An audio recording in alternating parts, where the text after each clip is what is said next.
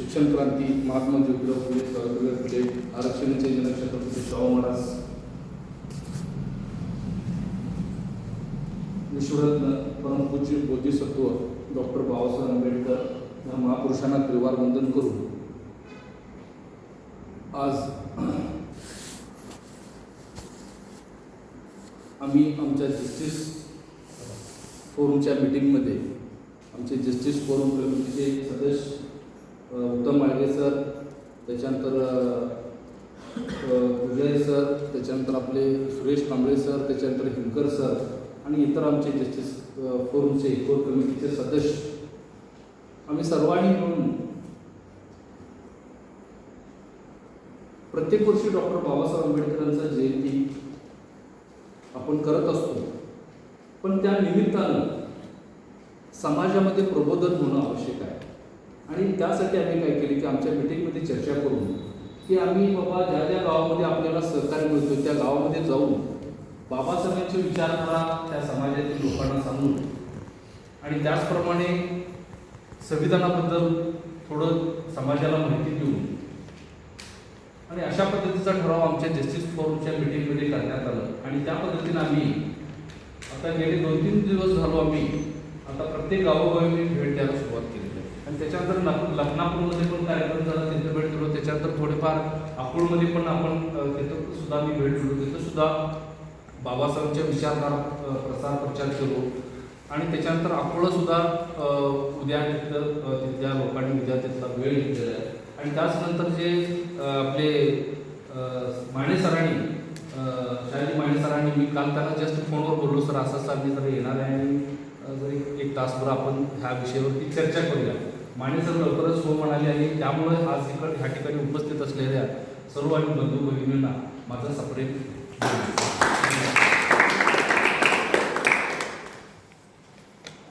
आज खरोखरच आपल्याला बाबासाहेबांच्यामुळं आपल्याला संपूर्ण हक्क अधिकार मिळालेले आहे. पण हक्क अधिकार मिळाल्यानंतर त्याचं संरक्षण करण्याची जबाबदारी आमची आहे. आपण संरक्षण करायला आपण विसरलेलं आहे आणि फक्त आपण काय करू आपल्या आपल्या कुटुंबापुरतं मर्यादित राहतो. आणि कुटुंबापुरतं मर्यादित राहिल्यामुळं आपलं जे हक्क अधिकार आहे ते आम्ही विसरलो आणि त्या विसरल्यामुळं आपण संघर्ष करू शकत नाही. बाबासाहेबांचं ब्रीदवाक्य आहे, बहिष्कृत हितकारणी सभेपासून बाबासाहेबांनी चळवळ सुरू केली. त्या चळवळीच्या माध्यमातून बाबासाहेब काय सांगितले, शिका, संघटित व्हा आणि संघर्ष करा. पहिल्यांदा शिक्षण घेतल्यानंतर काय करायला पाहिजे, आपण संघटित होणं गरजेचं आहे. संघटित झाल्यानंतर आपण काय करायला पाहिजे, संघर्ष करायला पाहिजे. पण आपण हे न करता बाबासाहेबांची विचारधारा आपण काय करलोय, बाबासाहेबांच्या विचारधाराचा पावला पावलाला आम्ही अपमान करत चाललेलो. आज बघा तुम्ही, मला सांगा, आता आपल्याला बाबासाहेबांनी आरक्षण दिलेले आहे, तर आरक्षण मला सांगा भारतीय राज्यघटनेच्या कोणत्या कलमानुसार आपल्याला आरक्षण मिळाले आहे? कोण उत्तर सांगू शकतात? महत्वाचा विषय, कारण आम्ही त्याचा उपभोग घेत आहे. आपण ग्रॅज्युएट झालेले आहे, पोस्ट ग्रॅज्युएट झालेले आहे, वेगवेगळ्या डिपार्टमेंटमध्ये आपण काम करत असतो. पण हे संविधान आपण समजून घेणं आवश्यक आहे. आता मला सांगा, आमचे बाबासाहेबांच्या संघर्षामुळं आपल्याला आपल्या समाजामध्ये जे काय रिझर्व्ह बँक ऑफ इंडिया म्हणतो, RBI म्हणतो, रिझर्वेशन बेनिफिशरी ऑफ इंडिया, बाबासाहेबांच्या संघर्षामुळं आपल्या समाजामध्ये आणि बाबासाहेबांच्या त्यागामुळं, रमाईंच्या त्यागामुळं बाबासाहेबांचे 4 मुलं एवढे हक्क अधिकार आपल्याला मिळवून देण्यासाठी बाबासाहेबांची 4 मुलं मरण पावले. त्याचं नावं सांगता येतात का आपल्याला? नावं सांगा बघू, कोणीतरी एक जण कोणीतरी नावं सांगा. काय बाळा येत असेल तर तुला ते धाडसानं सांगायचं.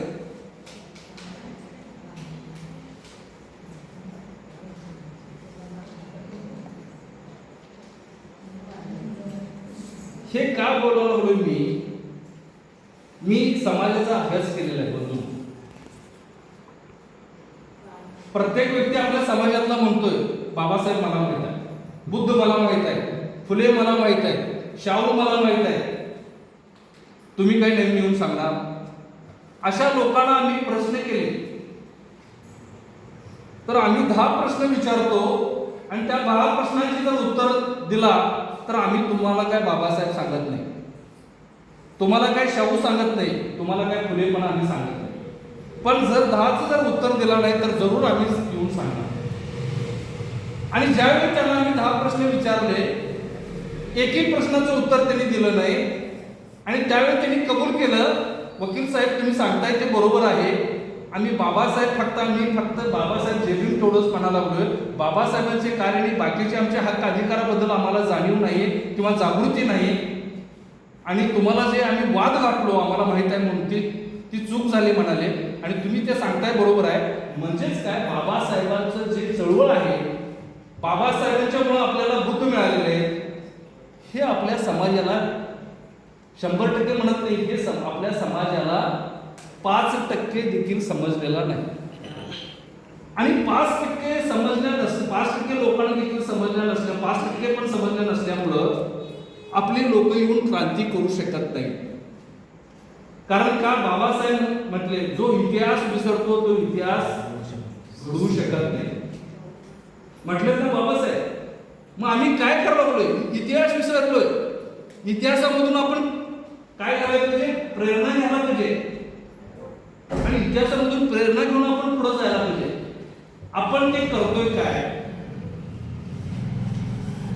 आपण ते करायला लागलोय काय? हे स्वतःलाच आपण प्रश्न विचारायचा. दुसरा नाही, ह्यो असा आहे, तो असा आहे, ती तसा आहे. बाबासाहेबांच्या चळवळीसाठी योगदान, माझा स्वतःचा योगदान, बुद्धांच्यासाठी माझा स्वतःचा योगदान किंवा माझा त्याग काय आहे, हे प्रत्येकाने आपल्याला स्वतःला जर प्रश्न विचारलं त्याचं उत्तर त्यांच्याकडेच आहे. काय उत्तर येईल? नाही म्हणून येणार आहे. काय होय म्हणून येईल? नाही म्हणून येणार आहे सर. म्हणजेच काय, आम्ही महापुरुषांचे जे काही चळवळ आहे ते प्रामाणिकपणे आम्ही पुढे घेऊन जात नाही. महापुरुषांच्या चळवळीला आम्हीच अडथळे निर्माण करत आहोत, हे विसरता कामा नये. कारण पहिल्यांदा आपल्याला बाबासाहेब समजून घेणं आवश्यक आहे, त्याच्यानंतर आपल्याला संविधान समजून घेणं आवश्यक आहे. आणि ह्या दोन्ही गोष्टी जर समजून घेतलो तर भारतामध्ये येणाऱ्या सर्व जेवढे जाती आहेत, 6000 पेक्षा जास्त जाती आहेत आणि त्याचप्रमाणे धर्म आहेत, मुस्लिम असू दे, शीख असू दे, पारसी असू दे, बुद्धिस्ट असू दे, ह्या सगळ्या, जैन असू दे, ह्या सगळ्या धर्माला आपण काय करू शकतो? आम्ही बाबासाहेबांचे विचारधारा आम्ही त्यांना सांगून कन्व्हिन्स करू शकतो. बाबासाहेबांची चळवळ म्हणजे हे यशस्वी फळ देणारी चळवळ आहे. आम्ही काय केलोय? बाबासाहेबांची चळवळ हे फेल्युअर चळवळ करून टाकलेलं आहे. बाबासाहेबांची चळवळ म्हणजे फक्त ज्या काही योजना आहेत ते योजना घ्यायचं आणि जे बी म्हणायचं, हे आपण समजलोय. ते नाही. बाबासाहेबांची चळवळ म्हणजे स्वतंत्र चळवळ आहे. बाबासाहेब चळवळ म्हणजे इंडिपेंडंट मूवमेंट आहे. बाबासाहेब चळवळ म्हणजे स्वतंत्र चळवळ आहे. हे आपण समजून घेणं आवश्यक आहे. आणि जर करता ह्या घडीला आपण हे विषय जर समजून घेतो नाही तर येणाऱ्या भविष्यामध्ये आम्ही काहीही करू शकणार नाही. आम्हाला जे बाबासाहेबांच्या संघर्षामुळं, जे फुलेंच्या पासून डॉक्टर बाबासाहेब आंबेडकरांच्या महानिर्वाणापर्यंत जवळजवळ 108 वर्षाचा इतिहास आहे, त्या इतिहासापासून जर आम्ही काहीतरी शिकलो नाही आणि आम्ही थोडंफार त्याग केलो नाही, आम्ही समाजापर्यंत जाऊन बाबासाहेबांची विचारधारा सांगितलो नाही आणि आम्हाला बाबासाहेबांची विचारधारा माहीत नसेल तर माहीत करून घेण्याचा आपण स्वतः प्रयत्न केलो नाही तर आम्ही काहीही उपयोगाचं नाही. ह्या पृथ्वीच्या तलावर आपण एक काय म्हणतो आपण, एक वज पृथ्वी तलावरती आहे, आपलं वजन म्हणजे वज असल्यासारखं आहे. बाबासाहेबांची चळवळ चालवत नाही म्हटलं तर आपण जिवंत असून सुद्धा मेल्यासारखं आहे. जिवंत असून सुद्धा मेलेली मनं आहेत हे आपण समजून घेणे आवश्यक आहे. कारण मला सांगा, बाबासाहेबांनी पहिल्यांदा कोणती पॉलिटिकल पार्टी स्थापना केली? कोणतं राजकीय पक्ष डॉक्टर बाबासाहेब आंबेडकरांनी स्थापना केली? मला सांगा, कोणी पण उत्तर द्या.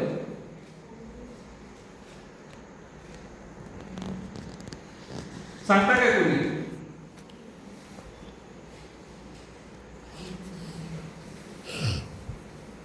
बाबासाहेबांचा पुढचा मनाचा प्रश्न आहे, बाबासाहेबांनी कोणकोणते वृत्तपत्र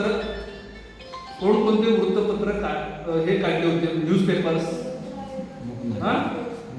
सांग मला, सांग. आणि कुठले? किती म्हटलं मी? 2 सांगितलेस तू. गुड.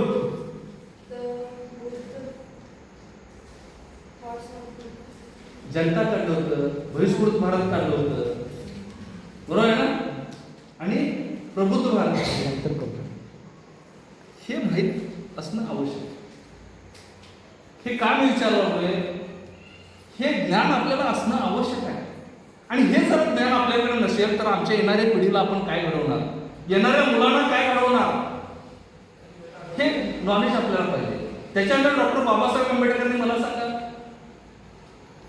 मी विचारलं तुम्हाला, बाबासाहेबांनी पहिल्यांदा पॉलिटिकल पार्टी कोणती स्थापना केली? बाबासाहेबांनी पहिल्यांदा पॉलिटिकल पार्टी सांगू शकता काय कोण?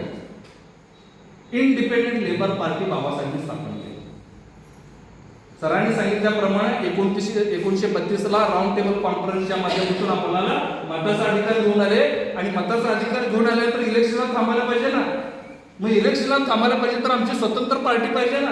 त्याच्यासाठी डॉक्टर बाबासाहेब आंबेडकरांनी स्वतंत्र मजदूर पक्षाची स्थापना केली. आणि स्वतंत्र मजदूर पक्षाची स्थापना बाबासाहेबांनी केली. आणि स्वतंत्र मजदूर पक्षातून आपल्या या बेळगाव जिल्ह्यातून, बेळगाव उत्तरमधून एक आमदार होऊन गेले. आपल्या त्याचं नाव आपल्याला सांगता येते काय?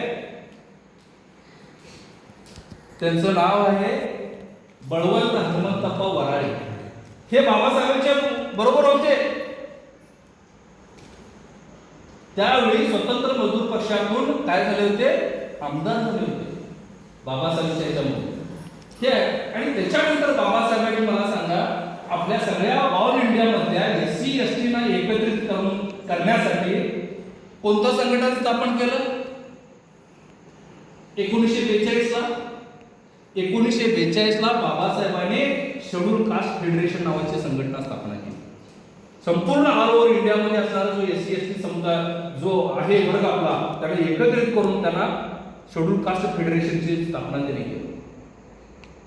म्हणजे शेड्यूल कास्ट फेडरेशनची स्थापना काय केली? तर बाबा आम्ही जे आहे आणि हिंदूपासून आम्ही वेगळे आहोत, हिंदूपासून वेगळे दाखवण्यासाठी शेड्यूल कास्ट फेडरेशनची बाबा दाखवले. बाबा SC ST साठी संघर्ष करणारे बाबा हे ऑर्गनायझेशन बाबासाहेब भारतामध्ये चालवतात. आणि त्याच्यानंतर माझा पुढचा प्रश्न आहे, बाबासाहेबांनी कोणते कोणते मंत्रीपद बाबासाहेबांच्या हयातीमध्ये भोगले? सांगू शकता का? बाबासाहेबांनी ब्रिटिश सरकारामध्ये कामगार मंत्री होते. काय होते? कामगार मंत्री. पहिल्यांदा बाबासाहेब लेबर मिनिस्टर. सर सांगितल्याप्रमाणे आता म्हणाले, सर ते पुस्तक बेळगावमध्ये मिळतात, बरोबर आहे.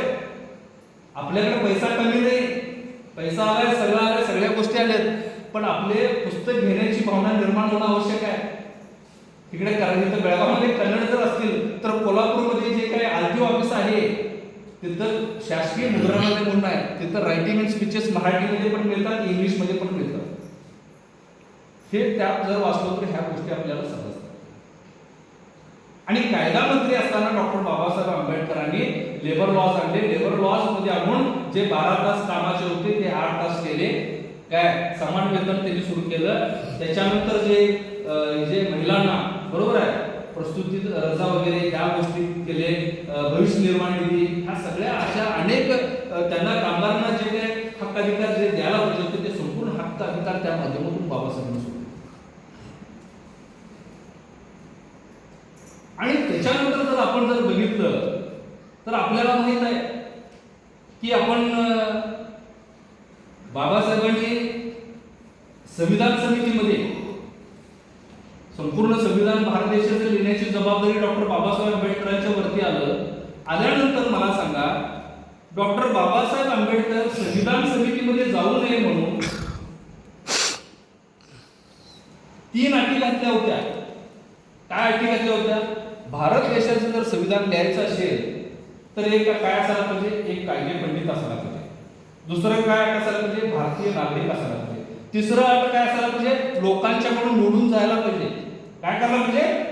लोकांनी हा व्यक्ती बाबा योग्य आहे, हा व्यक्ती संविधान लिहायला योग्य आहे, त्या व्यक्तीला लोकांनी मतदान करायला पाहिजे, मताचा अधिकार त्याला बजावला पाहिजे आणि तो त्याच्या नंतरच काय होणार? त्यांनी ते संविधान समितीमध्ये जाऊ शकतात. पण बाबासाहेबांना अवघड वाटलं की बाबा जर संविधान समितीमध्ये मी जर जायचं झालं तर लोक मला निवडून द्यायला पाहिजे. तो मोठा प्रश्न होता. आणि त्यामुळं डॉक्टर बाबासाहेब आंबेडकरांनी विचार केले आणि विचार केल्यानंतर डॉक्टर बाबासाहेब आंबेडकरांना नमशूद्र आणि झंडा जोगेंद्रनाथ मंडल साहेब होते. जोगेंद्रनाथ मंडल आहे ना, यांनी आहे ना सांगितलं बाबासाहेबांना, बाबासाहेब तुम्ही आमच्या जसनूर आणि कुलनार ह्या क्षेत्रामध्ये तुम्ही इलेक्शन लढवा आणि तुम्हाला आम्ही निवडून संविधान समितीमध्ये आम्ही पाठवतो म्हणून सांगितलं. आणि त्यावेळी बाबासाहेबांना ठीक आहे म्हणाले आणि बाबासाहेब तिथं काय केलं? तिथं अर्ज भरला, बाबासाहेब नॉमिनेशन केले आणि नॉमिनेशन करून डॉक्टर बाबासाहेब आंबेडकर तिथं निवडून आले. आणि निवडून आल्यानंतर बाबासाहेबांनी संविधान समितीमध्ये गेले आणि संविधान समितीमध्ये गेल्यानंतर काय म्हणाले? न्यूरो अँड कंपनी लोकांनी, बाबासाहेबांनी, तुम्ही गांधी आणि कंपनी लोकांनी काय म्हणले? बाबासाहेब तुम्ही ज्या क्षेत्रातून निवडून आलेला आहे तो क्षेत्राची आम्ही फाळणी करत आहोत आणि तुम्ही तो क्षेत्र आम्ही काय करणार? आम्ही तो क्षेत्र काय करताय? मी पाकिस्तानला देत आहे आणि तुम्ही पाकिस्तानची राजघटना लिहा जाऊ म्हणाले बाबासाहेबांना.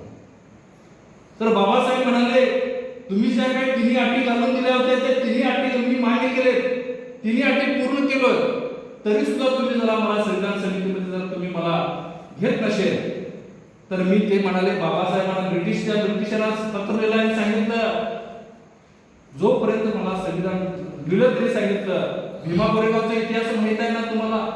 1 जानेवारी 1818 500 मारांनी 28,000 पेशव्यांचा मुर्दा पडलेला इतिहास आहे.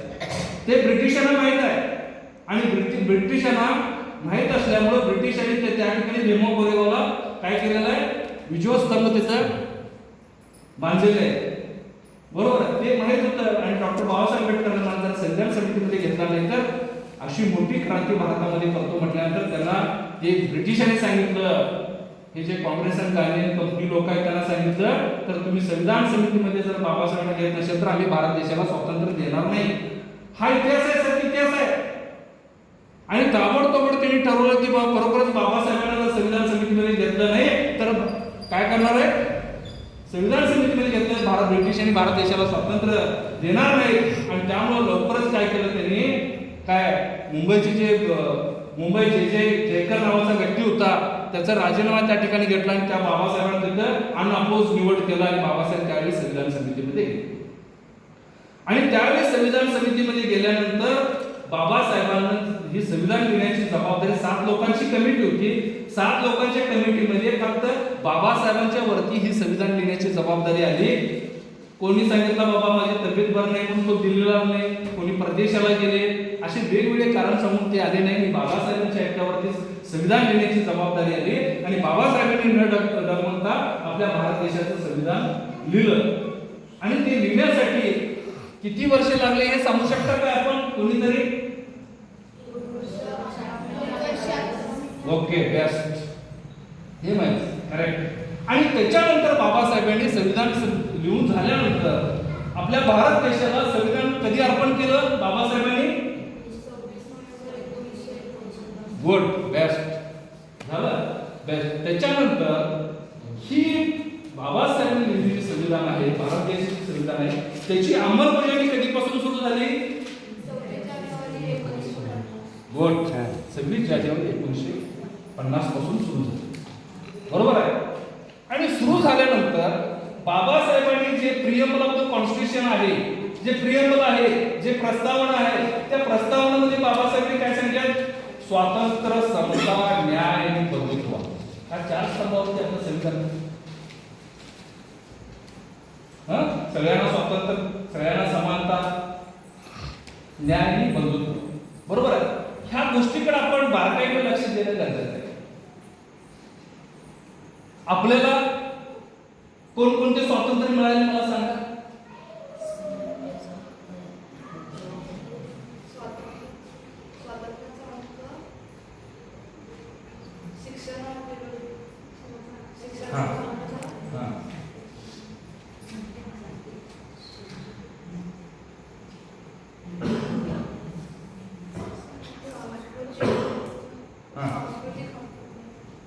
म्हणजे हे जे आहे ना, काय विचारतो मी तुम्हाला माहित आहे काय बघावं. बरोबर आहे. हे माहित करून घेणं गरजेचं आहे.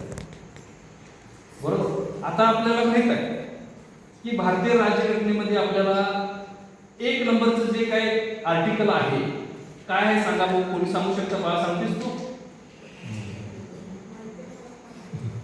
हे पाहिजे. आम्ही ह्या देशाचे मालक व्हायला पाहिजे. आम्ही ह्या देशाचा कारभार IAS ऑफिसर व्हायला पाहिजे, IPS ऑफिसर व्हायला पाहिजे. असं करून आपल्याला चालणार नाही. आपल्याला काय अडचण आहे या समजून घेण्यासाठी आज मला सगळं अँड्रॉइड जरी मोबाईल काढला, भारतीय राज्यघटनेचं एक कलम 1 नंबर कुठलाही बघितला तर ते सांगतंय. म्हणजे एवढं सोपं झालेलं आहे. 1 नंबरचं कलम काय आहे तर बाबा आपलं भारत देशाचं नाव आहे. काय म्हणून? इंडिया, भारत. काय आहे? इंडिया, भारत हे आपल्या देशाचं नाव आहे. आणि त्याची क्षेत्रफळ जो काय आहे तो त्याच्या 1 नंबर आर्टिकल मध्ये आहे. त्याच्यानंतर 2 नंबरचा आर्टिकल काय सांगतोय आपल्याला? 2 नंबरचा आर्टिकल बाबा आता आपला भारत देश आहे. बरोबर आहे. आपला भारत देश आहे. भारत देशामध्ये समजा एक एक्झाम्पल देतो. सिक्कीम जे राज्य आहे, बरोबर आहे, हे अगोदर भारताच्या जो काही भौगोलिक क्षेत्र आहे तो क्षेत्रामध्ये सिक्कीम हे राज्य नव्हतं. म्हणजे 2 नंबरचं जे अनुच्छेद आहे ते 2 नंबरचा अनुच्छेद काय सांगते? इतर जे बाकीचे जे कंट्रीज आहेत, देश आहेत, ते जर समजले आम्हाला सुद्धा एक भारताचा भाग बनवा, तर त्या आर्टिकल प्रमाणे, त्या कलमाप्रमाणे आपण बनवू शकतो. ते बनवण्यासाठी ते आहे. आणि त्याच्यानंतर 3 नंबर आणि 4 नंबरचा कलम काय आहे? 3 आणि 4 नंबरचा कलम काय सांगतोय की आपल्याला आपले जे राज्य आहे, आता समजा परवाचे उदाहरण देतो तुम्हाला. हैदराबाद माहित आहे ना? हैदराबाद, बरोबर आहे. हैदराबाद, बरोबर आहे. आता मला सांगा, जे काही आंध्र प्रदेश होता, आंध्र प्रदेशमध्ये त्याचं डिवाइड करून 2 राज्य निर्माण झाले. कुठले कुठले राज्य निर्माण झाले? तेलंगणा आणि अमरावती.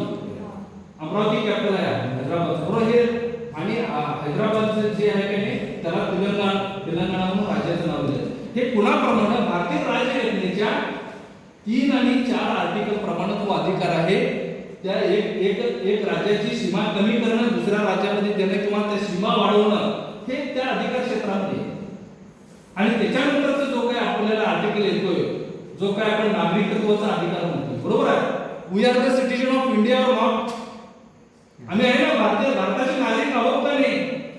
हे भारताचे नागरिक आहोत म्हणून सांगणारे जे काही कलम आहे 5 ते 11 नंबर पर्यंत जी कलम आहे ते आम्हाला भारताचे नागरिक म्हणून आम्ही सांगणारे कलम आहे.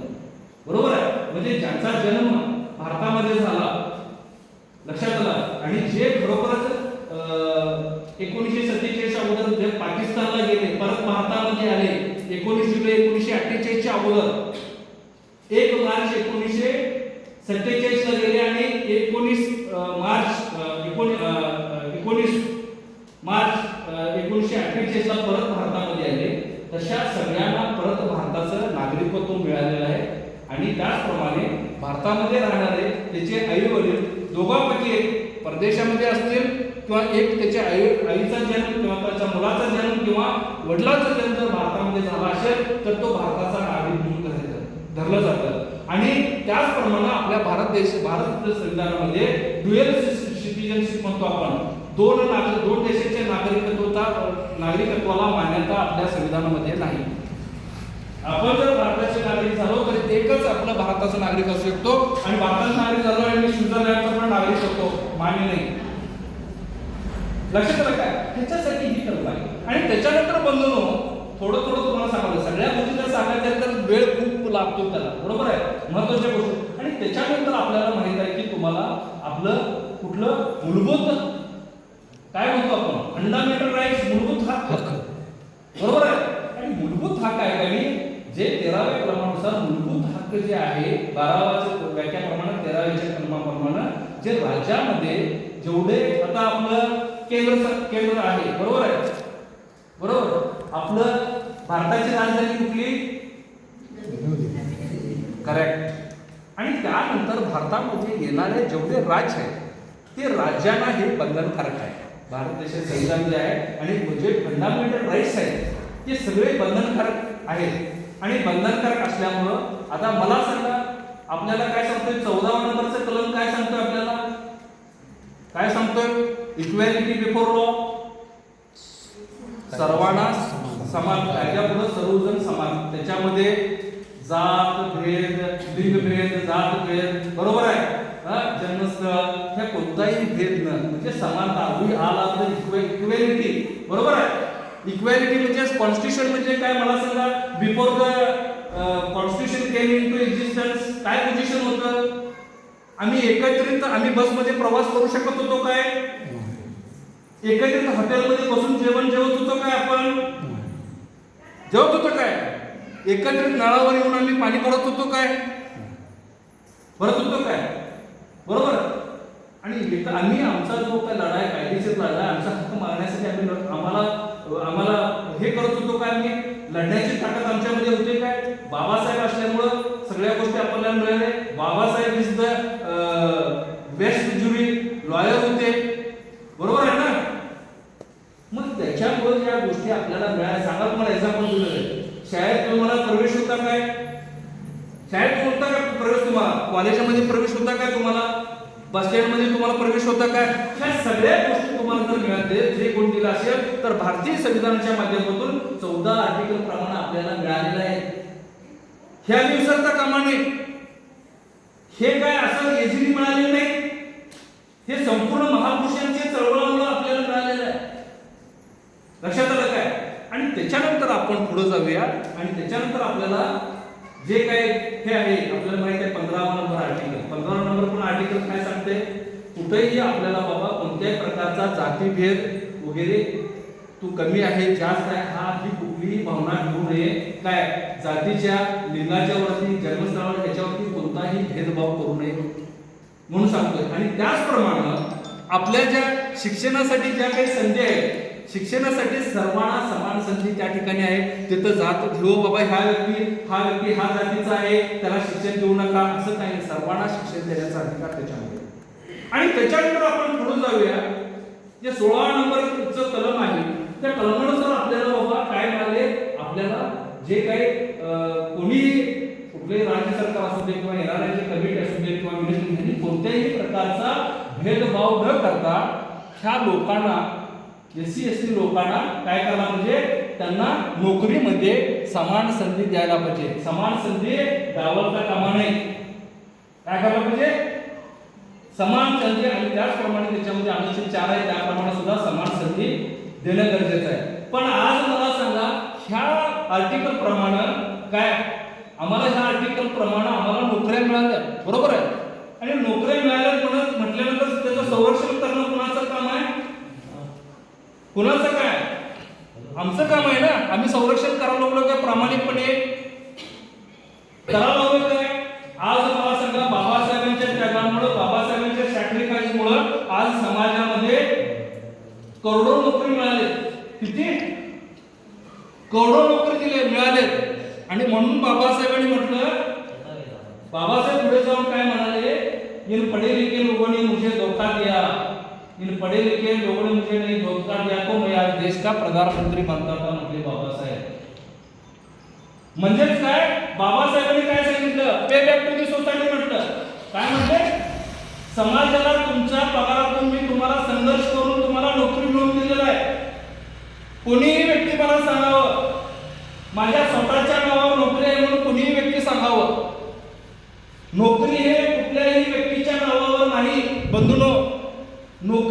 समाजाच्या नावावरती आहे आणि समाजाच्या नावावरती नोकरी मिळाल्यामुळं आम्ही समाजासाठी समाजामध्ये प्रबोधन करणं आमचं काम आहे. समाजामध्ये जे गरीब मुलं आहेत त्यांना शैक्षणिक सहकार्य करणं आपलं काम आहे. लक्षात आलं काय? पण आम्ही काय केलो, बाबासाहेबांचं ते ऐकलो नाही, बाबासाहेबांना आम्ही ऐकलो नाही, आम्ही पे बॅक टू दी सोसायटी केलो नाही. आम्ही म्हटलो फक्त आम्ही आमच्या घरामध्ये टीव्ही बीव्ही पाडी कार गाडी ह्याच्या पलीकडून बाहेरच आलो नाही. आणि रविवारचा सुट्टीचा डे आपण काय केलो, मटण डे करत बसलो. मटण खायचं आणि झोपायचं. बरोबर ना? मटण खायचं आणि झोपायचं. मग मला सांगा बंधूंनी, ही चळवळ कोण पुढे नेणार? कोण मनुवादी लोक नेतील, कोण जातीवादी करणारे लोक नेतील? तुमच्यावर बाबासाहेबांची अपेक्षा होती. ती अपेक्षा आणि ते कार्य आपण खरोखर आम्ही पूर्ण करत आहोत काय उत्तर आहे?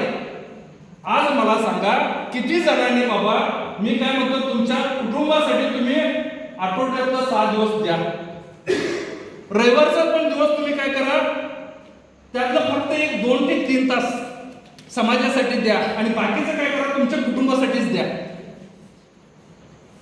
बरोबर? एका गावाला जाऊन बाबा हे माझं कर्तव्य आहे, हे माझं आद्य कर्तव्य आहे, किंवा माझ्या पाहुण्याच्या गावाला जाऊन त्या ठिकाणी बाबासाहेबांच्या चळवळीबद्दल चर्चा करत जर आपण केलो तर चळवळ वाढणार का नाही? चळवळ असंच वाढत नाही हो. वेदर इट इज बुद्धिझम और आंबेडकरिझम का वाढत नाही? तर आम्ही प्रामाणिकपणे बाबासाहेबांनी सांगितलेलं काम करत नाही. आणि बाबासाहेबांनी सांगितलेले जे काही तत्वज्ञान आहे ते समाजाला सांगितले. आणि ज्यांनी आमची प्राध्यापक मंडळी, बाकीचे सगळे मंडळी अभ्यास केले ते घरात का बाहेरच पडायला तयार नाही. स्वतःला बाबासाहेब समजला, समाजाला कधी बाबासाहेब समजणार? आणि जर का समाजाला जर बाबासाहेब समजायचं असेल तर भगवान गौतम बुद्धांनी कसं ग्रहत्याग करून आलं तसं आपण सुद्धा ग्रहत्याग करायला पाहिजे. आम्ही तुमच्यापर्यंत येऊन हे प्रबोधन करताय तर आम्ही सुद्धा ग्रहत्याग करून आलेलो आहे. आणि आम्ही म्हटलो बाबा समाज ऐकत नाही, समाज नालायक आहे, समाज बदमाश आहे, समाज बेशरम आहे, तर आम्ही जर भावना अशा पद्धतीने जर ठेवलो असतो तर तुमच्यापर्यंत आपण येऊन पोहोचलो असतो काय? आमच्या जस्टिस फोरमच्या माध्यमातून समाजाला हे ते समाजाला विषय माहीत करून द्यायचा आहे. भले भले म्हणाले चळवळ आम्ही लय मोठी केलेत, चळवळ काय केले त्याचा बायोडाटा सांग म्हटलं मी. चळवळच्या नावानं वळवळ सुरू आहे साहेब, चळवळीच्या नावानं वळवळ करायचं सुरू आहे. वळवळ नको, चळवळ जे आहे बाबासाहेबांच्या घरोघरी प्रत्येक घरापर्यंत चळवळ जाणं आवश्यक आहे आणि त्याच्यासाठी आपलं जस्टिस फोरम हे कटिबद्ध आहे. ह्या गोष्टी मी का सांगायला बंधूंनो? आज मला सांगा, आमची भाऊ बहीण आज घरामध्ये डीएड झालेले आहेत, ग्रॅज्युएट झालेले आहेत, बीएससी झालेत, एमकॉम झालेत, एमफिल झालेत, पीएचडी झालेत का नाही? त्यांना काय नाही, नोकरी नाही. हे कोण म्हणा लागलोय? कोणतंही गव्हर्नमेंट, राज्य सरकार असू दे आणि केंद्र सरकार असू दे, त्या सरकारनं प्रिंट मीडिया, इलेक्ट्रॉनिक मीडिया मध्ये त्यांनी सांगितलं काय, आमच्याकडे नोकरी नाही बाबा, नोकऱ्या मागू नये म्हणून. तसं काय स्टेटमेंट असेल तर माझ्याकडे द्या. वाचलंय काय तसं काय स्टेटमेंट? तसं काय स्टेटमेंट असेल तर द्या. मग तुम्ही काय म्हणालाय नोकऱ्या नाही म्हणून?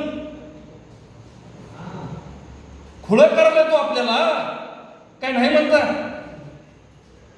मला सांगा, नोकऱ्या तुम्ही नाही म्हणालाय, पण सरकार कर्नाटक राज्य असू दे किंवा महाराष्ट्र राज्यामध्ये अतिथी शिक्षक म्हणून भरती करायला का नाही? गेस्ट टीचर म्हणून भरती करून घ्यायला लागलेत का नाही? आणि गेस्ट टीचरना पगार किती असतोय? 10-12 हजार रुपये पगार द्यायचा.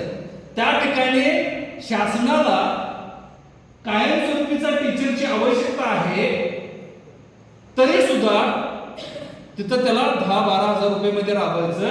म्हणजेच आमचे कॉन्स्टिट्यूशनल राईट्स, जे आर्टिकल 16 आहे आमचा फंडामेंटल राईट्स, ते काढून आमची भाकरी काढून घ्यायची प्लॅनिंग सुरू आहे. तरी सुद्धा आम्ही गप्पच. ह्या ज्या काही धोरण आलेले आहेत, खाजगीकरणाच्या धोरणासाठी आम्ही रस्त्यावरून लढाई केलो काय, रस्त्यावर उतरलो काय. आम्ही घरातच म्हणत असलोय, बाबा नोकरी नाही, आई नोकरी नाही, काका नोकरी नाही, दादा नोकरी नाही. अरे नोकरी देणारे तुम्हाला पुढं बनवत आहेत, त्यांच्यावर तुमचं काय अजेंडा आहे की नाही, अजेंडा आहे की नाही. अशा पद्धतीनं आमच्या नोकऱ्यात काढून घ्यायला लागले साहेब. म्हणजेच आमची बहीण भाऊ 10-12 हजार रुपये पद्धती 40,000 रुपये पेक्षा पेमेंट जास्त जातोय. महाराष्ट्रामध्ये 60,000 पेक्षा बिगिनिंगला जास्त जातोय. ते काढून घ्यायचं आमचं काम चालू आहे. मग आमची भाकरी काढून घेतलं तर पुढे गप्पच. आता तुमच्याकडे मोबाईल आहे, बरोबर आहे. समजा मी तुमचा मोबाईल काढून घेतलो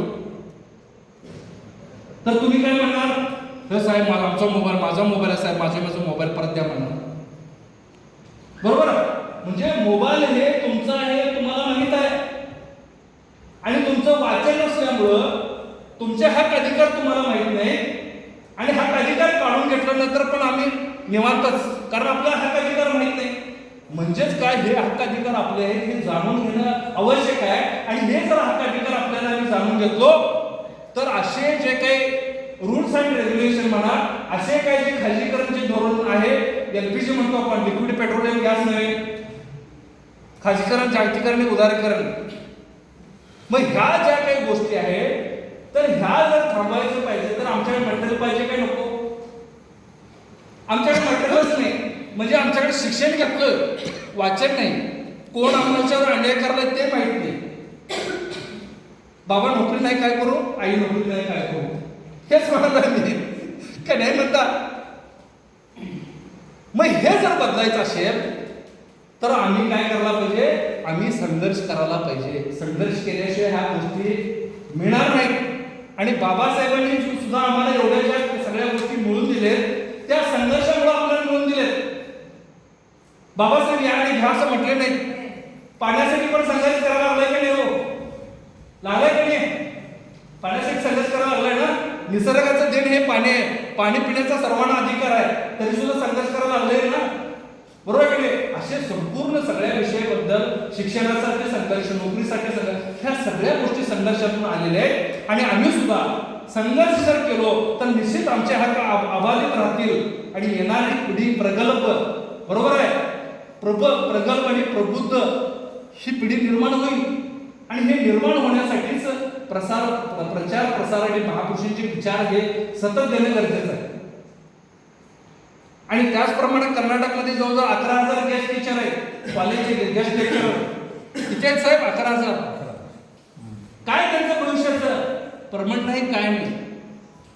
कोणी बघितलं तुम्ही एवढ्या ह्याच्यामध्ये रस्त्यावर उतरलेलं 11,000 गेस्ट टीचर आहेत आणि गेस्ट लेक्चर आहेत आणि 50,000 ते 55,000 गेस्ट टीचर्स आहेत. समजा एवढे जर रस्त्यावर उतरले धमाका होणार का नाही म्हणता. आणि आता सध्याच्या काळात ब्रेक दिलेला आहे हे आहे. मग ह्या सगळ्या गोष्टी जर आपण जर माहिती करून घ्यायचं असेल, आपण जर लढलो तर आपल्याला मिळणार आहे. लढणं हे काय मारामारी करणं नव्हे. लोकशाहीच्या पद्धतीने आपल्याला लढायचं आहे. लोकशाहीच्या पद्धतीने आपल्याला जाब विचारायचं आहे.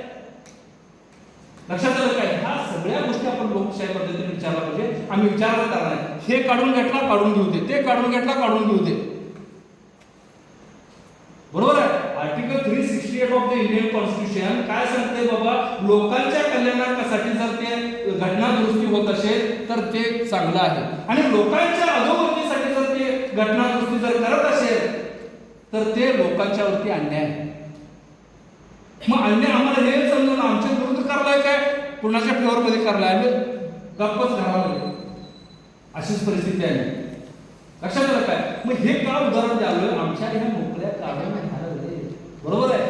मग ह्याच्यावर आमचं काय प्लॅनिंग पाहिजे काय नको, बरोबर आहे. एकदा सगळ्या गेल्या तर कोण तुम्हाला देणार, परत काय बाबासाहेब द्यायला येणार नाही. म्हणूनच मी म्हणतो की आपलं जे हक्क अधिकार आहे ते अबाधित ठेवण्यासाठी, त्याचं प्रोटेक्शन करण्यासाठी, सर म्हटल्यासारखं आम्हाला जर बाबासाहेबांच्या जर थोडं ओढून घ्यायचं तर होत नसेल, हा त्या ठिकाणी तर प्रोटेक्शन मध्ये ठेवणं गरजेचं आहे. ते तर करायला पाहिजे ना आपण. ते सुद्धा आपण करायला तयार नाही, म्हणजे एवढं शोकांतिक आज समाजामध्ये. आणि त्याच्यानंतर आलं आपल्याला आर्टिकल 17 काय सांगतंय? कोण सांगू शकता? 17 नंबरचं कलम काय सांगू शकतं? काय सांगतंय? Abolition of the untouchability. अस्पृश्यता जो कोणी मानेल त्याला कायद्यानं तो दंडनीय अपराध आहे. काय आहे? काय आहे? कोणी तर जातीवाचक आपल्याला शिवीगाळ केला, मारहाण केला, तर आम्ही काय करतो? केस दाखल करतो का नाही? त्याचा बेस जो आहे तो आर्टिकल 17 आहे, 17 नंबरचा कलम आहे. आणि त्याच्यातूनच आहे अट्रॉसिटी ऍक्ट 1989 ची उगम झालेला आहे. दुसरं तिसरं नाव त्याच्यातूनच तो उगम झालेला आहे. पण बेस कुठला? आर्टिकल 17 हे बेस आहे. त्याच्यातून अट्रॉसिटी ऍक्ट 1989 चं उगम झालेलं आहे. आणि अट्रॉसिटी ऍक्ट हे नॉन वेलेबल ऑफेन्स आहे. जो व्यक्ती त्या पद्धतीने जातीवाचक शिवी केला, जो व्यक्ती त्या जातीवाचक शिवी केला, मारहाण केला, तर त्या व्यक्तीला जामीन नाही. तर तुम्ही मला प्रश्न करशील, साहेब जामीन नाही तर जामीन कसं मिळाला नाही लोकांना? हा पण प्रश्न आहे ना. तर जामीन कसं मिळतो म्हटल्यानंतर तुम्हाला प्रश्नाचं उत्तर म्हणजे त्या ठिकाणी जे तुमचं हे आहे अगोदर इन द इयर ऑफ 2016च्या अगोदर ज्या व्यक्तीवरती अन्याय झालाय तो पोलीस स्टेशन मध्ये जाऊन गुन्हा नोंद करत होता. पोलीस स्टेशन पण माहिती आहे तुम्हाला, गुन्हा नोंद करायला टाळाटाळ करतात सगळ्या गोष्टी, बरोबर आहे. त्याचा औषध जस्टिस फोरमकडे आहे, बरोबर आहे. त्याला कसं आमची एंट्री गेली ना नोंद करूनच बाहेर, बरोबर आहे. आणि ज्या व्यक्तीवर अन्याय झाला असतो ती व्यक्ती घट राहायला लागते. तर 2016च्या अगोदर काय होतं, जे विक्टीम बाबा आहे तर त्याच्याकडून सरकारी वकील राहत होते. आणि सरकारी वकील राहत असल्यामुळं काय झालं की बाबा एक अमेंडमेंट केलं अट्रॉसिटी ऍक्टमध्ये. अट्रॉसिटी ऍक्टमध्ये अमेंडमेंट केल्यानंतर काय केलं की बाबा जर करता जो व्यक्ती अन्याय केलेला आहे, तो आरोपी आहे, तो अन्याय केलाय, त्या व्यक्तीने जर बेल घ्यायला कोर्टामध्ये गेला तर त्याची नोटीस ज्या व्यक्तीवरती अन्याय झालाय त्याला नोटीस जाणं आवश्यक आहे. हे अमेंडमेंट झालं. आणि हे अमेंडमेंट झाल्यामुळं काय झालं, आम्ही त्याच्यावर काय होतं, सरकार वकील तिथं बोलला न बोलला, काय बोलला, बरोबर आहे. प्रिमा पेशी केस अट्रॉसिटी प्रायमा पेशी केस ॲज पर दी सेक्शन 18 प्रमाणे आम्ही 18व्या कलमाप्रमाणे अट्रॉसिटी ऍक्ट प्रमाणे आम्ही प्रिमा पेशी आहे नॉन वेलेबल जर सांगितलं तर बेल होत नाही. सांगायला कमी पडलं तर बेल काय होतंय, बेल ग्रँट होतंय. मग तशा पद्धतीनं त्यांनी काय केलं, विक्टीमला जो आहे त्याला सुद्धा नोटीस पाठवायला सुरू केलं. आणि नोटीस पाठवल्यामुळं त्या ठिकाणी मला सांगा, जर विक्टीमच्या वकील म्हणजे ॲज ए प्रायव्हेट वकील हजर होऊ शकतो, तो रॉंग ऑब्जेक्शन घेणार ना, बेल काय मिळू नये म्हणून सांगणार. आरोपीचा वकील म्हणणार बेल काय मिळालं पाहिजे ते सांगणार, बेल कसा देता येत नाही सांगणार. ह्या सगळ्या गोष्टी. आणि आपण स्ट्रॉंग आणि प्रेमापेशी केस असेल तर त्याच्यामध्ये बेल मिळत नाही साहेब, सुरुवातीच्या घडीला तर सांगतो. लक्षात आलं काय? आणि आपण सांगायला कमी पडलो तर निश्चित बेल ग्रँट होऊन जाते. हा त्याच्यातला भाग आहे. त्याच्यानंतर आपण आलोय की महत्वाचं म्हणजे आर्टिकल 18 नंबर आर्टिकलचा आहे. आपण त्या ठिकाणी सर्व टायटल्स जे अवॉर्ड्स मिळत होते प्रदेशाकडून, राव बहादूर, दिवाण बहादूर, ते आपल्याला काय ऍक्सेप्ट करायचं नाही. जे सरकार आहे किंवा आपलं प्रेसिडेंट आहे त्यांच्या परवानगीशिवाय ते काय आपल्याला ऍक्सेप्ट करता येत नाही. तो रूल्स अँड रेग्युलेशन झाला. म्हणजे कोण कमी कोण जास्त आहे मानायचं काय कारण नाही. त्याच्यानंतर महत्वाचा मुद्दा आहे आर्टिकल आपण 19 वरती येऊया. 19 आर्टिकल काय सांगते आपल्याला, कोणी सांगू शकता? 19 नंबरचं जे आर्टिकल आहे right to speak. Right to speak. मी आज तुमच्या पुढे जे बोलत आहे हे बोलण्याचा अधिकार, it is the constitutional right. संविधानामध्ये दिलेला मला अधिकार आहे आणि त्यामुळे तुमच्या पुढे मी बोलत आहे. बोलण्याचा अधिकार कॉन्स्टिट्युशनल राईट. अगोदर ॲज पर मनुस्मृती बोलायला अधिकार होता काय? बोललो तर काय करत होते, जीभ छाटले जात होते. कोणी काय बोललं तर ऐकलं तर काय कानात तापलेला हे होत होते, तेल होत होते, बरोबर आहे ना.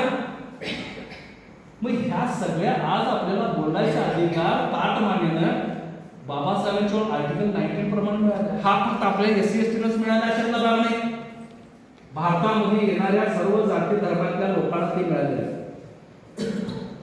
त्या लोकांना मिळालेलं आहे. आणि आज ते मला सांगा, आज ह्या ठिकाणी आपण एकत्रित येऊन आपण हे मी जे काय प्रबोधन करताय तुम्ही शांतपणाने ऐकत आहे, हे पण कॉन्स्टिट्युशनल राईट आहे तुमचं. काय आहे? कॉन्स्टिट्युशनल राईट आहे तुमचं ऐकायचं सुद्धा. आणि त्याचप्रमाणे आपल्याला ज्या आज या ठिकाणी तुम्ही बुद्धाचं आणि बाबासाहेबांचं मूर्ती पण हे केलं आहे, तुम्ही प्रतिष्ठापन केलेलं आहे, हे पण तुमचं कॉन्स्टिट्युशनल राईट आहे. आणि त्याच्यानंतर पुढे जाऊन मला सांगा, आता आपल्याला आपण संघटना बनवतो. आज मला सांगा वेगवेगळ्या पॉलिटिकल पार्टीज आहेत, वेगवेगळं हे काय पॉलिटिकल पार्टीज आहेत, वेगवेगळी संघटना आहेत. आमची कशी जस्टिस फोरम संघटना आहे तशी संघटना आहे. पण संघटना स्थापन करण्याचा पण अधिकार हे कॉन्स्टिट्यूशन मधून आपल्याला आर्टिकल 19C च्या माध्यमातून आपल्याला मिळाले. हे माहीत असणं आवश्यक आहे. आणि त्याच्यानंतर मला सांगा, आपण एकत्रित आपण जमत आहोत. या सगळ्या गोष्टी कॉन्स्टिट्यूशनल राईट्स आहेत. आणि त्याच्यानंतर आपल्याला पुढे जाऊन जे कॉन्स्टिट्यूशनल जे हक्क अधिकार आहेत हे आपल्याला माहीत पाहिजे, तरच आम्ही अधिकारांना वाद घालू शकतो, प्रश्न विचारू शकतो. बरोबर आहे.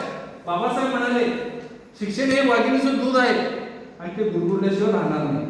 म्हणजे आम्ही असं शिक्षण घ्यायचं आहे की डिग्री जे आहे ग्रॅज्युएट पोस्ट ग्रॅज्युएट ते तर घ्यायचं, पण सामाजिक ज्ञानामध्ये सुद्धा आम्ही परिपूर्ण प्रगल्भ नॉलेज असणं आवश्यक आहे. आपल्याला कॉन्स्टिट्यूशनल नॉलेज असणं आवश्यक आहे. बाबासाहेबांच्या चळवळीचं नॉलेज आवश्यकता आहे. आणि तेवढं जर नॉलेज तुमच्या प्रत्येक घरोघरी असेल तर तुम्हाला कुठलाही मायकाला तुम्हाला रोखू शकणार नाही. काय शकतोय? नॉलेज असणं आवश्यक आहे. आणि त्यानंतर आपल्याला आज मला सांगा 19G प्रमाणे आपल्याला काय आहे, प्रत्येकाला त्याच्या आवडी निवडीचा व्यवसाय करण्याचा आणि धंदा करण्याचा अधिकार आहे. आज म्हटले असतील ते चहा टपरीवाले, बाबा मला आवडलं माझा धंदा आणि मी चहाचा गाडा घालतो, किराणा दुकान घालतो, बरोबर आहे, वेगवेगळे दुकान मी घालतो.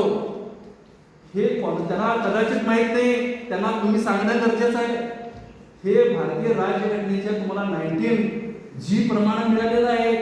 तुम्ही हा धंदा करण्याचा अधिकार तुम्हाला मिळालेला आहे. फक्त तुम्हाला मादक द्रव्य जे आहेत त्याचा धंदा करता येत नाही. बरोबर आहे. पॉलिटिकल लोकांच्या सपोर्टने ते करत असतात, तो भाग वेगळा. पण कॉन्स्टिट्यूशन म्हणजे ते धारा नाही. म्हणजेच आज मी सुद्धा प्रॅक्टिस करतो, बरोबर आहे, मी सुद्धा प्रॅक्टिस करतो. It is the right to practice. हे मला माझं काय फंडामेंटल राईट्स आहे. तुम्ही प्रॅक्टिस करू नका म्हणून मला कोणी विरोध करू शकत नाही. It is the fundamental rights आहे. लक्षात आलं काय?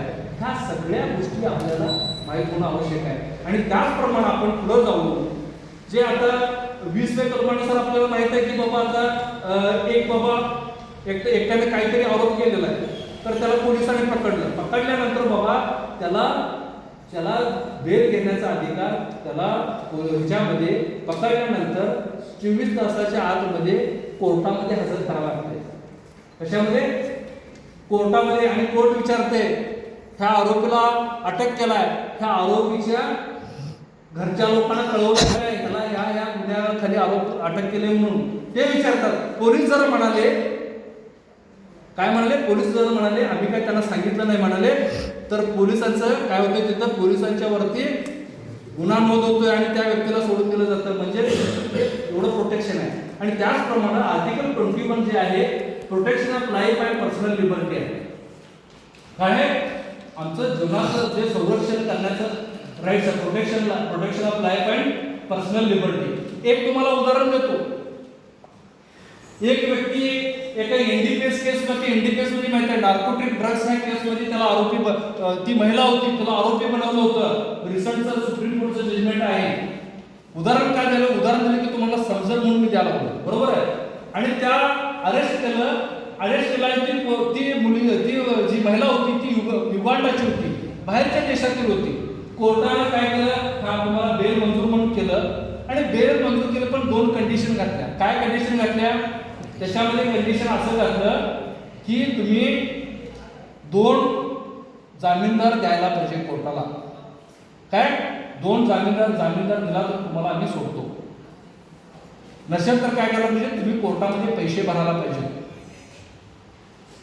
त्याच्यावर तुम्हाला सोडतो. पण त्या बाईकडे भारत देशामध्ये कोणी ओळखीचं नव्हतं, काय नव्हतं, काय कोणी काय नाही.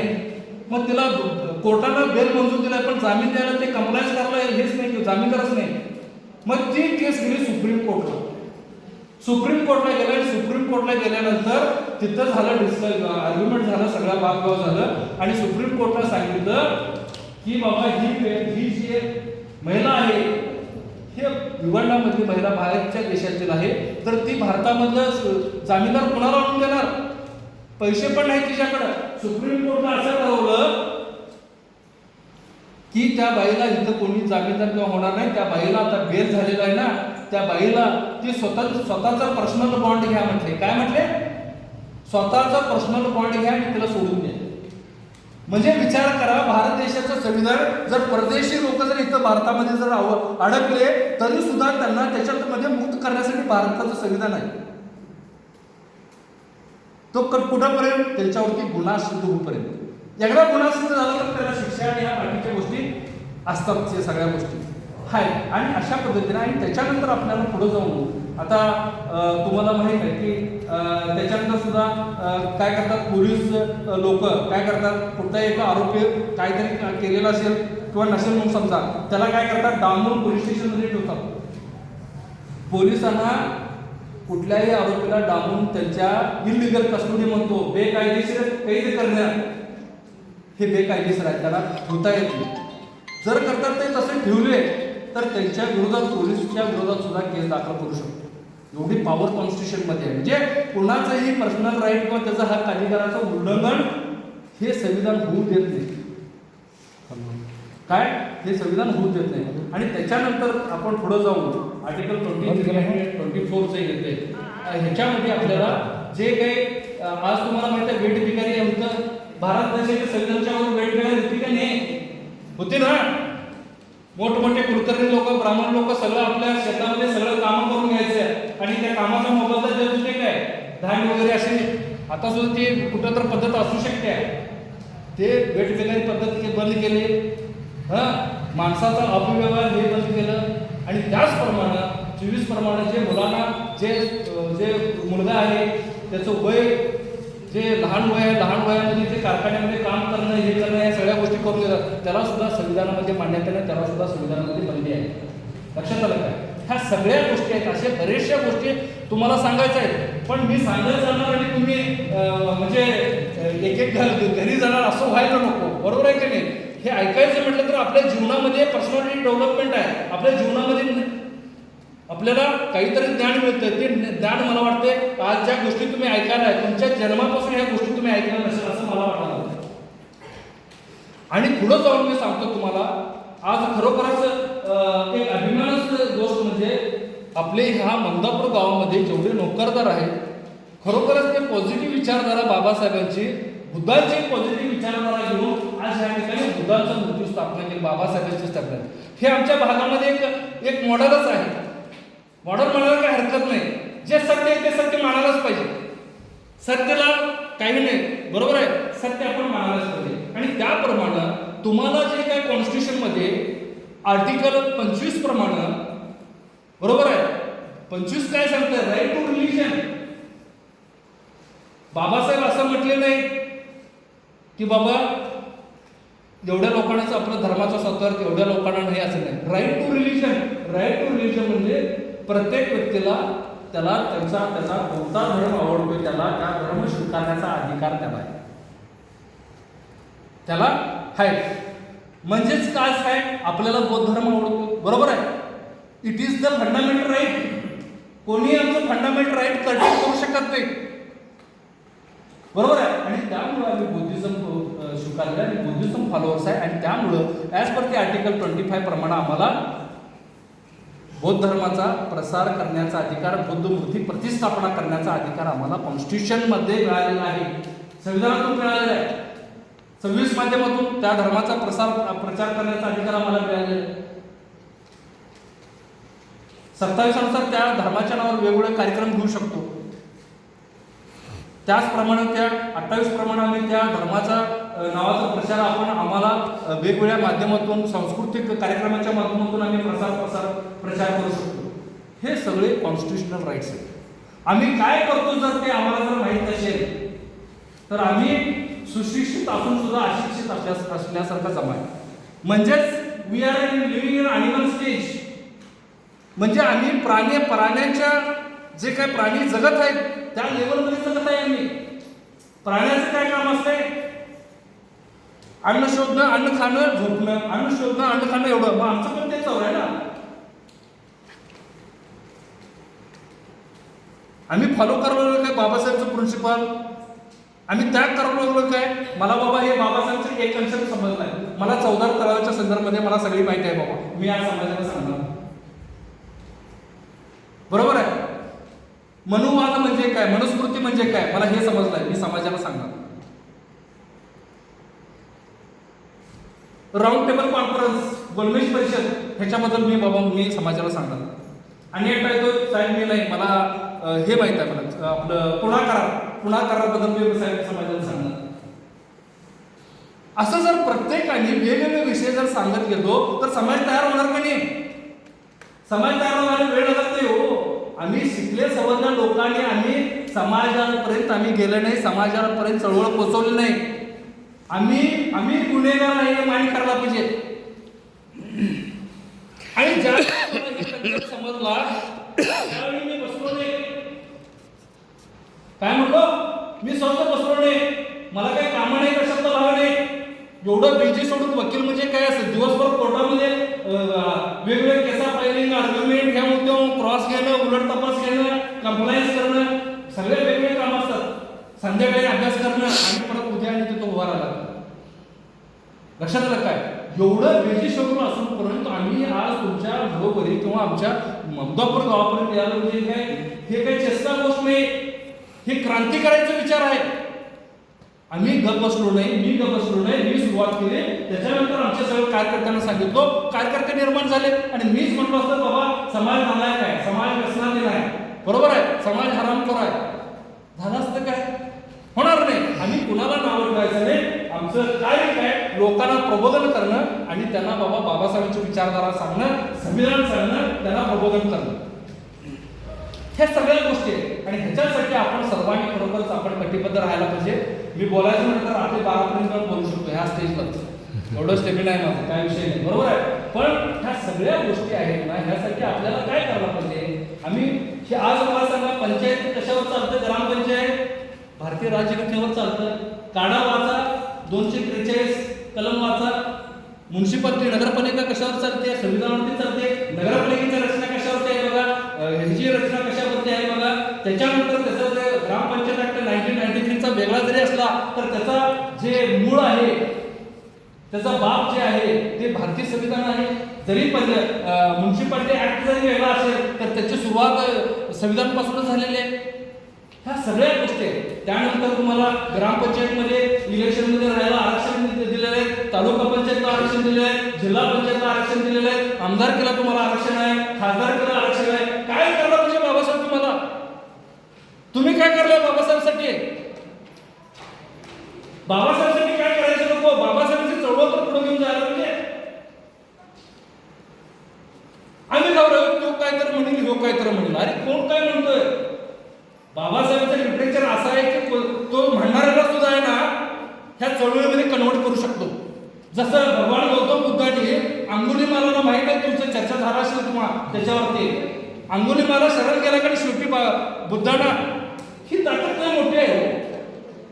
आज मला सांगा, बाबासाहेबांनी कायद्यामंत्री पदाचा राजीनामा कशासाठी दिला?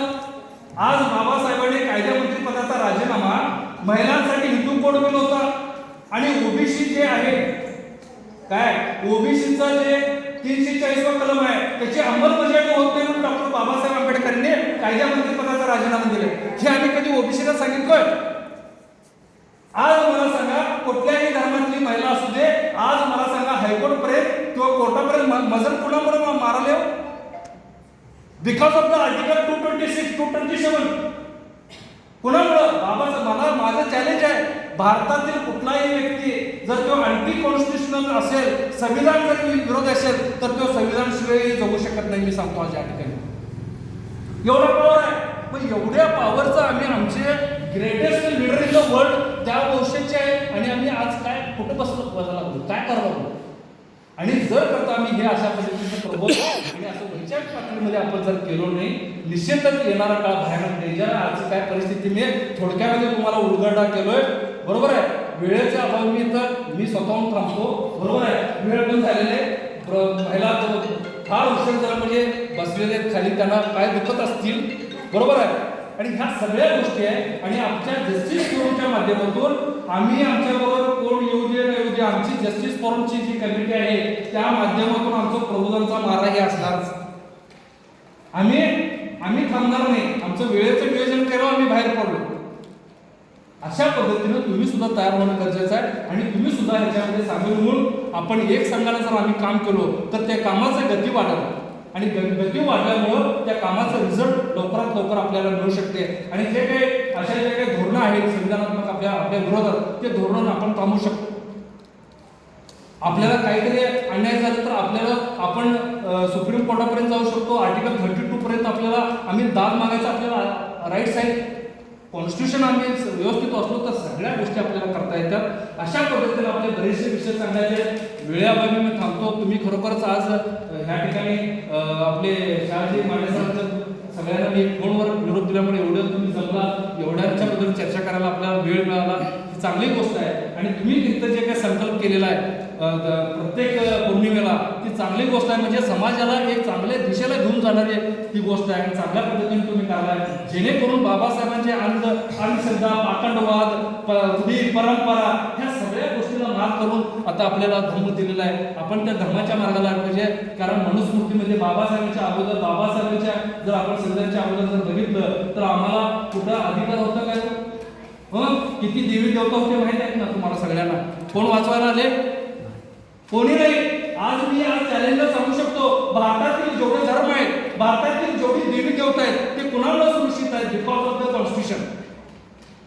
कुणामुळे सुरक्षित आहेत? संविधानामुळे सुरक्षित आहेत. सांगितलं ना, 25, 27, 28. कोण पण चॅलेंज म्हणून सांगू दे, मी डायरेक्ट तुम्हाला सांगतो. अशा ह्या सगळ्या गोष्टी आहेत. ह्या सगळ्या गोष्टीसाठी आपण काम करायला पाहिजे. विद्यार्थ्यांनी पण ह्याच्यामध्ये सहभाग घ्यायला पाहिजे. तर सहभाग घेणं म्हणजे काय? आम्ही काय इथं तुम्हाला ज्ञान द्यायचं काम करलो. आज जर कुठल्याही विषयावरती ज्ञान द्यायचं झालं तर त्याचे फीस असतात, काय नाही म्हणतात? लक्षात आलं काय? फीस आहे. पण आम्ही आमच्या माध्यमातून आपल्या भागातली मुलं तयार होऊ देत, तुम्ही तयार होऊ देत, नोकरदार वर्ग तयार होऊ देत, उद्योगधंदे तयार करणारे होऊ देत, अशा पद्धतीने सगळे तयार होत म्हणून आम्ही प्रयत्न करलोय. आणि त्याच पद्धतीने बाबासाहेबांचं जे काही सेल्फ रिस्पेक्ट मुवमेंट आहे, म्हणजे सरांनी सांगितलं आता अतिशय उत्कृष्ट काय सांगितलं, कुणाकडेही पट्टी न मागता आम्ही स्वतंत्र हे सगळं केलेलं आहे. ह्याला व्हॅल्यू आहे. आम्ही जर कुणाकडे तर वेळ्या गावाड्याकडे जाऊन तू ह्याला मी बोलतो बसवणार पट्टी दे म्हटलं तर काय म्हणेल, तो देईल एक 5-10 रुपये, नंतर काय म्हणेल, टेंगला काढाल का नाही? जे खरोखरच ज्याला मनाचे पासून, जे कुठल्याही समाजाचे असू देत, ओबीसी असू देत, धार्मिक अल्पसंख्याक असू देत, देण्याची इच्छा असेल तर तुमच्यापर्यंत येऊन देतील ते, बरोबर आहे ना? आपण म्हणजे हे सेल्फ रिस्पेक्ट मुवमेंट आहे. आणि त्याचप्रमाणे जस्टिस फोरमचं पण हे कार्य आतापर्यंत चालू आहे. आमच्या जवळजवळ 20-25 आमचे कार्यकर्ते आहेत. त्यांच्या सगळ्या त्यागामुळं वेळ, पैसा, बुद्धी ह्या सगळ्या गोष्टी दिल्यामुळं होत आहेत. मानेसाहेब उगाचच होत नाही. कार्यक्रम घेतो, कार्यक्रमाचा जेवणाचा खर्च असतोय, बरोबर आहे, साऊंड बॉक्सचा खर्च असतोय, इलेक्ट्रिकल, ह्या सगळ्या गोष्टी असतात खर्च, बरोबर आहे. ह्या सगळ्या आमच्या कार्यकर्त्यांच्या त्यागामुळं, त्यांच्या योगदानामुळं त्यांना हा कन्सेप्ट समजला. बाबासाहेबांनी आणि इतके दिवस आम्हाला समजला नव्हता, आता समजला. आता तरी आम्ही बाबासाहेबांचं काम करू. अशा पद्धतीनं तुम्हाला सगळ्यांना विनंती आहे की आम्ही गावोगावी जाऊन बाबा, आज बाबासाहेबांची जयंती 14 एप्रिलला येत आहे, त्या निमित्तानं तुम्ही प्रबोधनाचे कार्यक्रम घ्या, समाजाला प्रबोधन घ्या करा आणि समाजाला समजून सांगा. आणि घरोघरी सांगायला सुद्धा आम्ही पाठीमागे ढकलणारे माणसाने घरोघरी सुद्धा आम्ही जाऊन संविधान सांगणार. अशा पद्धतीनं आमचा दृढ संकल्पच आहे. आणि जेणेकरून जे वाईट मार्गाला आज गेलेले आहेत मुलं, तर कुणामुळं, तर बाबासाहेबांचे विचार स्वीकारले नाहीत, बुद्धांचे विचार स्वीकारले नाहीत म्हणून आम्ही व्यसनाधीन झाले. माझं चॅलेंज आहे, बाबासाहेबांचं चळवळ स्वीकारलं, बाबासाहेबांच्या चळवळीप्रमाणे गेलं, बुद्धांच्या चळवळीप्रमाणे गेलं तर कधीही तो जीवनामध्ये व्यसनाधीन होणार नाही. हे माझं चॅलेंज आहे. म्हणजे त्याला काय बेस जे आहे, आई वडील आहेत, आई वडिलांनी पहिल्यांदा बाबासाहेबांचा सकाळी उठल्यानंतर बाबासाहेबांच्या नतमस्तक होणं, बुद्धाला नतमस्तक होणार, म्हणजे येणारी जी पिढी आहे, येणारी जे लहान मुलं आहे, ते कुठलंही धर्म ते हे करणार नाही. ते म्हणणार बाबा आता आमचं बाबासाहेबच आहे. आणि त्यांच्या लहानपणा त्यांचं ऑब्झर्वेशन, बुद्धांचं ऑब्झर्वेशन, बाबासाहेबांचं ऑब्झर्वेशन म्हणजे बाबासाहेबांनी बुद्ध त्यांना लहानपणीच ओळख होईल. आणि जेणेकरून मनुवादची विचारसरणी आहे त्याच्याकडे ते जाणार नाहीत, मानवतावादी विचारसरणीकडे येतील, एवढं मी तुम्हाला सांगू शकतो. आणि त्याच्यासाठी ज्या पालकांनी खरोखर अजून सुद्धा करत असतील, आपल्या घरामध्ये करायला पाहिजे. उगाचच बाबासाहेबांनी 22 प्रतिज्ञा दिलेल्या नाही, बरोबर आहे. त्या 22 प्रतिज्ञा म्हणजे तुम्हाला सगळं माहित आहे, पुण्यनिवेद सगळं होत आहे, बरोबर आहे ना. ह्या सगळ्या सोपडा साफ आपण करायला पाहिजे. जे घर अजून तयार नाही बौद्धिझम मध्ये, त्याला सुद्धा तयार करणं आमचं काम आहे, बरोबर आहे. त्याला सुद्धा मायेनं त्याला विचार सांगून काय बरोबर आहे हे सगळं तत्वज्ञान सांगून त्याला सुद्धा इकडे परिवर्तन करणं गरजेचं आहे. एवढं मी सांगतो. खरोखरच आणि ह्याबद्दल तुम्ही आपल्याला खरोखरच आम्हाला या ठिकाणी बोलायला संधी उपलब्ध करून दिला, त्याबद्दल मी सर्वांचं धन्यवाद व्यक्त करतो आणि मी इथं थांबतो. जय हिंद.